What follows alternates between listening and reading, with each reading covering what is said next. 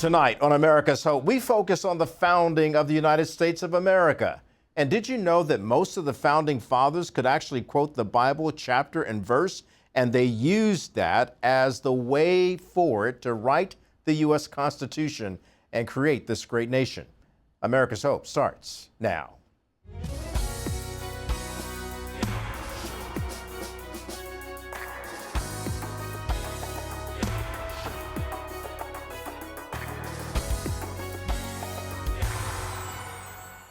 And welcome to America's Hope. As we focus on the founding of America, let me first shout out to you. Happy birthday, America. You know, historians point out how it's important to acknowledge the faith that our founding fathers possess. Their knowledge of the Bible was often cited as the source of their wisdom in creating the Declaration of Independence and the U.S. Constitution. The Bible served as their guideposts. And tonight, we're going to talk to two historians who have studied the founding of America extensively. Let's get started. I'm going to introduce to you now Dr. Jerry Newcombe. He is the executive director of Providence Forum and the senior producer and an on-air contributor at Coral Ridge Ministries. He's also the creator, writer, director, and executive producer of the Foundation of American Liberty series, 7 historical documentaries on the faith and founding of the United States of America. Dr. Newcombe is the author and co-author of more than 30 books, including the book that made America, How the Bible Formed Our Nation, and the best-selling George Washington's Sacred Fire with Dr. Peter Lilback. He has been featured on so many different programs, including my former network, Fox News, Newsmax, the 700 Club, where I also worked for many years, CBN, Kirby Anderson's Point of View, David Barton's Wall Builders, and now, well, he's also been on the Eric Metaxas Show. Got to get all of that in, Doc. Washington Times and more, including now on America's Hope. Jerry, good to have you on. I'm honored to have you. Thank you, Kelly. The honor's mine. You know, you've been described as being one of America's leading voices on American history with a Christian perspective. And as we get to come up to July 4th, and the celebration of our Day of Independence, our Independence Day. Take me back, if you will, to that time before we were able to declare our independence from an enemy that wanted to be tyrannical and keep us from pursuing our faith and our expression of our faith and our liberty. Well, that's very true. The founders did so much to try and work with England and to make sure that as British people that they were, still retaining their God-given rights. And as the 1760s and the 1770s, especially in the 1770s, things really heated up. And they got to a point where basically 1/3 felt it was time to declare independence. 1/3 said, oh no, there's no way. And then 1/3 were more in the middle and they could go either way. And so anyway, Sam Adams, one of the great patriots, was a very strong Christian. He called himself the last of the Puritans and so forth. He was a man of strong will. And he said, is not America independent already? Then why not declare it? So they got to the point where they finally declared independence from England. But in that document, the Declaration of Independence, our national birth certificate, they declared dependence upon Almighty God. They said God is the source of our rights. And that's part of what has made the American experiment so special and so, freedom giving, because of that idea that our rights come from the Creator, not from the generous hand of the state, but from God. And speaking in that vein, that it came from, not from the generous hand of the state, but from God, how did the Bible help form our nation?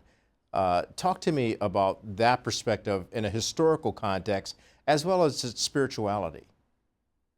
Sure. Well, first of all, the colonies as they began, so many of them started with a Christian type of covenant. They got the idea from the Bible.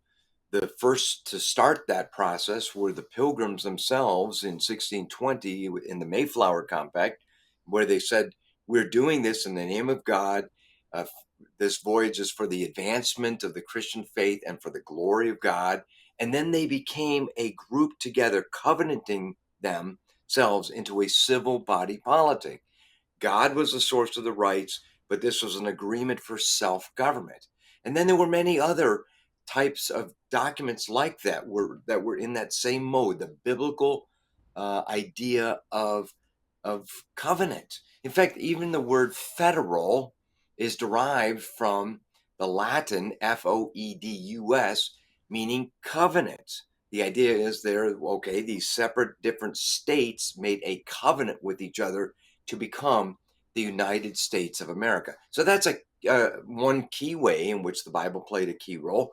But a lot of the education, no, not a lot, all of the education virtually of the founding fathers. I mean, even the handful, let's say there's about 250 founding fathers, the vast majority of them would have been Christians in the Trinitarian tradition, as opposed to maybe Unitarians. Just a small percentage were more deistic thinking and so forth. But that was the minority, not the majority. The vast majority of them knew the Bible. As one scholar put it, they knew the Bible down to their fingertips. When they went to grade school, elementary school, they learned the truths of the Bible through the New England Primer and other sources. The Bible was the key textbook. That when they went to college, if they went to college, they went at Harvard and Yale and Dartmouth and Princeton. These were virtually seminaries. Of the 56 men, for example, that assembled in Philadelphia in the Second Continental Congress that gave us the Declaration of Independence, 56 men, 27 of them had the equivalency of seminary degrees. They not only knew the Bible, many of them knew the Bible, parts of it at least in Greek and in Hebrew, the original languages and so Yeah. forth. So, the main thing is they created theological, statements along the lines of our rights come from the Creator, and we're appealing to the supreme judge of the world for the rectitude of our intentions. And yet, as you know, Jerry, with all of that being done, and it was not a perfect union, which is why it's so important to have written within those documents in order to become a more perfect union. Many people Yes. realized their flaws. They knew that they had an issue with slavery. They knew that moving forward, that would be a bone of contention that they would have to deal with. And much like Congress today, they kick the big problems down the road and eventually have to deal with them, which ultimately happened. But before we get into that aspect, George Washington, Alexander Hamilton, and other people right here in New York City actually formed militias and actually started forming a government. Many people do not know the important element or contribution that New York City gave to America's founding. When you look back at 1789 and the inauguration taking place here at Federal Hall, and then right up the road, more than 2 city blocks in New York at St. Paul's Church, George Washington having his first inaugural prayer service there and thanking God for this nation being able to move forward. Can you tell me a little bit more about New York's involvement and being actually at that particular time, the capital? Sure. April 30, 1789 was the first official day of the United States of America as under the U.S. Constitution. George Washington, of course, was the first president under the Constitution. There were actually presidents before him under the Articles of Confederation, which went into effect 1781, but it didn't work well. So the founders met in the summer of 1787 to revise the Articles. And real early on, they said, no, let's just start all over. And they ended up creating the U.S. Constitution.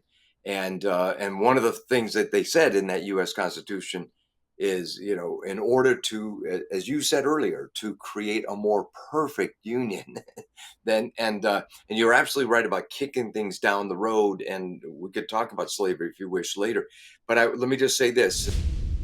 Hi, everybody. I hope you're enjoying this episode so far of America's Hope. If you'd like to see it in its entirety, just click on the link below.